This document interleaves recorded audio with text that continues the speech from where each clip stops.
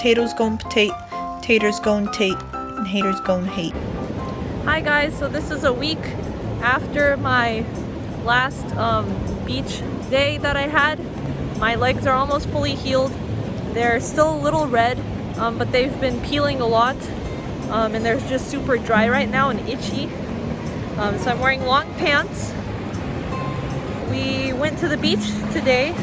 A week later, a little over a week, like 9 days, we are at Hug Point. It's very nice, very beautiful. It was super windy. Our umbrella flew like 5 times. At one point, almost inverted. I caught it almost each time that it flew. We had to keep sticking it into the ground and digging a hole deeper.